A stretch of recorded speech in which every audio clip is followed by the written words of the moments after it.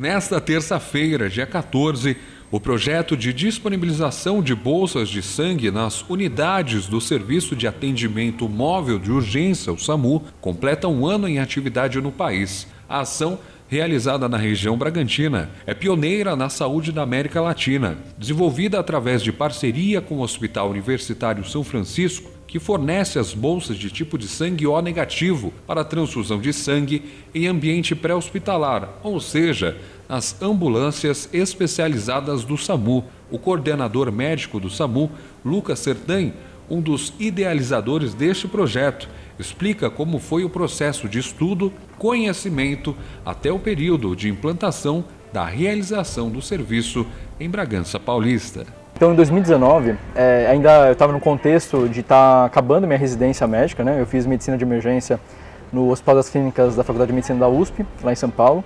E durante esse terceiro ano de residência, eu tinha um mês para conhecer qualquer lugar do mundo em termos de emergência. E eu optei por ficar um tempo em Portugal, né? Conhecendo o INEM, que é o Instituto Nacional de Emergências Médicas, é o SAMU de Portugal. Lá é bem interessante, mas o que mais me chamou a atenção foi quando eu fui para a Austrália. Eu fiquei alguns dias aí na cidade de Sydney, uma base que chama Bankstown Airport. Lá eles têm ambulâncias, eles têm helicópteros, eles têm aviões que cobrem todo o estado de Sydney, que é New South Wales, né? E lá eu pude perceber algo que eu ainda não tinha conhecido, que é a hemotransfusão no ambiente pré-hospitalar. Então há muitos anos já, eles têm bolsas de sangue para serem transfundidas ainda no ambiente pré-hospitalar. E isso me chamou muita atenção. Quando eu estava lá, eu entrei em contato com o Dr. Bruno, que até então era o coordenador do hemonúcleo aqui do Hospital Universitário, e nós começamos a conversar. Eu queria trazer esse projeto da Austrália então para cá, para iniciar, e quando eu voltei efetivamente para o Brasil, a gente marcou reunião e a gente apresentou também esse projeto aqui para coordenação. Eu há 3 anos, eu sou coordenador médico aqui da instituição, o Israel também é um coordenador geral, e nós começamos a conversar sobre isso. Depois foram praticamente 16 meses aí para a gente realmente conseguir implementar o projeto. Por quê? A gente não tem uma legislação própria para o assunto. Então a gente tem a RDC 34 da Anvisa, a gente tem a consolidada da Anvisa do Ministério da Saúde, mas a gente não tem isso ainda por escrito na lei, né? Por outro lado, a gente também não tem nada que diga que não pode ser feito. O que a gente já tem em lei, por exemplo, então por que não também fazer numa UTI móvel agora, do SAMU, do bombeiro, de um resgate de uma rodovia, né? Existem algumas frases que ficaram muito famosas. Quem sangra tem pressa e quem sangra precisa de sangue e não esses líquidos que até então nós tínhamos para ofertar. Então até 2019, mais ou menos 2020 também, porque agora está fazendo um ano do projeto, o que a gente tinha para oferecer para o nosso doente? Cristalóide. O que é cristalóide? É água destilada mais eletrólitos. Então água e sal de cozinha, basicamente. E para isso a gente sabe que a gente não está agindo diretamente na fisiopatologia do problema, né? Porque quando a gente perde sangue, a gente está perdendo a hemácia, a plaqueta, o fator de coagulação. E repondo só o cristalóide, ali, o soro, não está repondo tudo isso, né? Então a gente tem debatido isso e tem argumentado que a gente precisava de sangue também na ambulância. E vejam aqui, né? Essa ambulância, por exemplo, ela cobre 11 cidades, dá mais ou menos 500 mil de habitantes. Então é uma estratégia que é segura e é eficaz segundo os estudos internacionais. Então há quase um ano a gente tem feito isso, né? Esta dinâmica de socorro, segundo a literatura médica mundial, é praticada em apenas 16 países. Nas Américas, é realizada somente nos Estados Unidos e Canadá. Bragança Paulista foi a primeira cidade da América Latina a realizar o serviço. O Dr. Lucas relata quais foram as dificuldades apresentadas no início e também com a chegada da pandemia. A gente já tinha lido toda a lei, feito ou redigido os protocolos operacionais, feito todas as validações que a lei exige, né, dos equipamentos, demonstrando a segurança do processo. Isso já final de 2019. Só que depois só se falava de Covid. Então a gente teve realmente um certo prejuízo aí para começar realmente o projeto, né, para implantar. Eu acho que essa foi uma primeira dificuldade. A segunda foi em termos da lei. Nós não temos isso contemplado em lei, né? Então a gente não tem isso na legislação. Depois foi treinar todas as equipes, demonstrar isso para o hospital universitário, O Hospital Universitário, desde o início, foi nosso parceiro, né? Tanto o pronto-socorro como também o hemonúcleo, e são eles que, na verdade, nos disponibilizam as bolsas do tipo O negativo, que são bolsas doadoras universais, né? Então, a gente vai fazer o teste pré-transfusional para descobrir o tipo sanguíneo do doente. Mas como a situação do doente é muito grave, então ele está em choque hemorrágico, ele está perdendo sangue, ele está hipotenso, ele está taquicárdico, ele corre risco de morrer nos próximos segundos a minutos, a gente colhe, mas ao mesmo tempo já começa a transfusão de O negativo, né? Então, isso foi também todo esse convencimento, toda essa parceria foi uma dificuldade. Depois teve a questão das vigilâncias sanitárias, que para provar é algo muito novo, muito pioneiro, então, claro, se traduz em receio de tudo isso, né, nesse primeiro momento. Mas ao longo desses 16 meses, a gente conseguiu o convencimento, a gente conseguiu demonstrar toda a segurança para realmente implementar. Então, a gente passou por todo esse processo, né? Vale ressaltar que neste período de implantação foram realizados 19 procedimentos de transfusão de sangue. Posso dizer para você que depois de um ano, a gente agora adquiriu um know-how bem importante, né? Hoje em dia, na América Latina, só aqui em Bragança e região tem essa tecnologia, né? Essa estratégia de começar a transfusão ainda na cena, onde o acidentado está, onde o paciente está sangrando.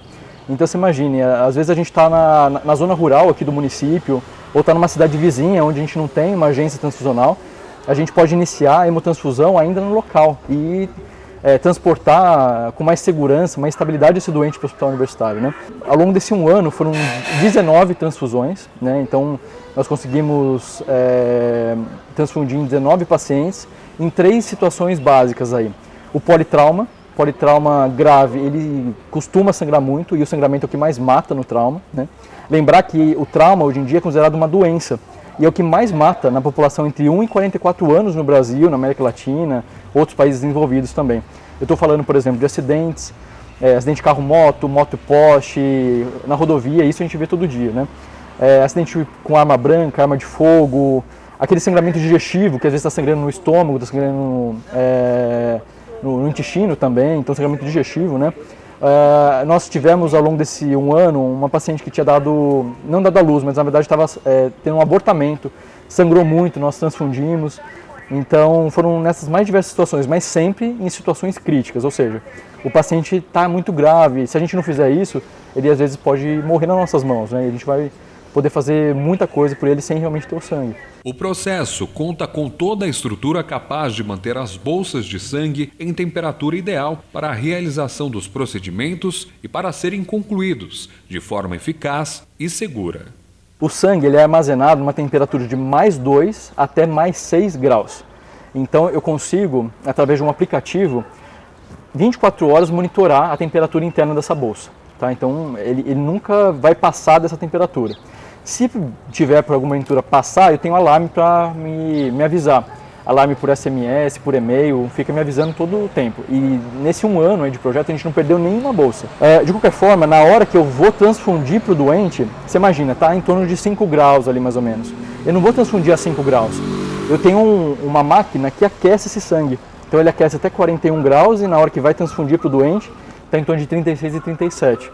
A hipotermia é um dos fatores que aumenta a mortalidade no trauma, no sangramento. Então até nisso nós tivemos a preocupação, a elegância de na hora de transfundir, estar transfundindo um sangue aquecido, por exemplo. Então isso foi muito importante. Durante a operacionalização, as bolsas são devolvidas pelo SAMU ao hemonúcleo regional. Porém, não serão descartadas, pois os hemocomponentes seguem dentro do prazo de validade. Desta forma, é realizada a reposição, mantendo os protocolos de refrigeração adequados. Durante esse primeiro ano de projeto, nós não perdemos nenhuma bolsa. Então, por exemplo, segundas, quartas e sextas, eu pego esse sangue ou troco, se eu não utilizar. Claro que se eu utilizar, daí a troca é emergencial, eu posso buscar mais sangue. Mas, se em algum momento eu precisar, eu não usei, eu vou devolver para o hospital. E vai entrar na rotina do uso ali do hospital mesmo. Então essa bolsa ela não vai para o lixo, não é descartada. Isso é importante, porque o O negativo, estima-se que apenas 1-2% da população aí tenha esse tipo sanguíneo. Então não faz sentido também eu começar a transfundir e causar uma perda para o hospital, para o hemonúcleo, né? E realmente, durante um ano a gente não perdeu nenhuma bolsa. Para que este projeto tenha êxito, o Hemonúcleo Regional do Hospital Universitário São Francisco fornece as bolsas de sangue. Por isso, é importante que a população realize as doações ao Hemonúcleo. E isso é importante também de comentar para a população, para todo mundo que está ouvindo a gente, que a doação ela é fundamental. Só através da doação, esse gesto de amor, né, a gente consegue continuar o projeto e continuar salvando vidas. Seja no ambiente pré-hospitalar, da ambulância, do resgate ali, como também dentro do hospital. Então a gente precisa da população para conseguir ajudar a população. Então na verdade é um ciclo, né? E claro, a gente precisa ativamente que a população busque o hemonúcleo, né? Então vá até o hemonúcleo, doe de coração mesmo, e para manter sempre os estoques os mais adequados possíveis, aí, o mais confortável, né? Daria praticamente 260 funcionários diretos. Então é uma grande família, na verdade, lutando aí, salvando vidas 24 horas por dia, né? Então a gente trabalha de segunda a segunda, seja chuva, sol, frio, calor, a gente sempre vai estar à disposição da população e, claro, tentando fazer o nosso melhor aí para ajudar, para salvar realmente quem está precisando. 11 cidades da região Bragantina são atendidas pelo Serviço de Atendimento Móvel de Urgência e para que todos estes atendimentos ocorram, são aproximadamente 260 profissionais que atuam 24 horas por dia. Acho que em nome de toda a população, na verdade, né, nós que agradecemos pelo serviço prestado, por tudo que vocês realizam, né, em todas as matérias que nós fazemos, em tudo que a gente busca noticiar também, sempre tem, né, o SAMU à frente, buscando da melhor maneira possível e mais rápida, né, conseguir esse auxílio. E para a gente fechar, qual seria a mensagem para a população, justamente de uma forma geral, nesse projeto que é muito bacana, implementado, completando o ano hoje, o trabalho de vocês, que é propriamente salvar vidas. E essa é uma ferramenta que vocês utilizaram, aperfeiçoaram, buscaram estudar e agora conseguiram com êxito completar um ano em meio a uma pandemia que a gente vive, onde nós perdemos muitas vidas em decorrência, né, da Covid-19, mas por outro lado a gente tem esse respaldo, esse conforto em saber que pessoas se dedicam nesse salvamento. Então eu deixo à vontade para que você pudesse falar um pouquinho sobre isso também. Tá joia. Eu acho que primeiro, assim, gostaria de agradecer o apoio, né, da coordenação, que nem você falou, dos funcionários do SAMU. Eu acho que nós somos uma grande família e agradecer, assim, por todo o empenho deles, né, por essa garra e por acreditarem também, né, nesses projetos que nós trouxemos.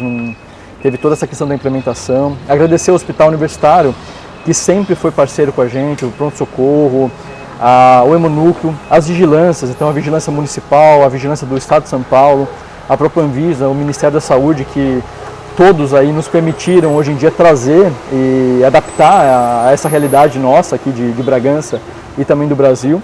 E claro, finalmente pedir para a população que continue nos ajudando com essa questão da doação. Se a gente não tiver essa doação ativa realmente da população buscando o hemonúcleo, indo lá de segunda a sexta e doar, não precisa ser necessariamente o O negativo. Claro que o O negativo vai nos ajudar muito, mas pode ser os outros sangues, de forma que a gente mantenha sempre o estoque adequado do hemonúcleo e quando precisar a gente ter o sangue disponível. Então eu acho que isso é fundamental. Eu acho que a população precisa nos ajudar para a gente continuar ajudando também quando precisar. Esses eventos agudos aí de trauma, sangramento digestivo, sangramento obstétrico, né? Então acho que isso é fundamental.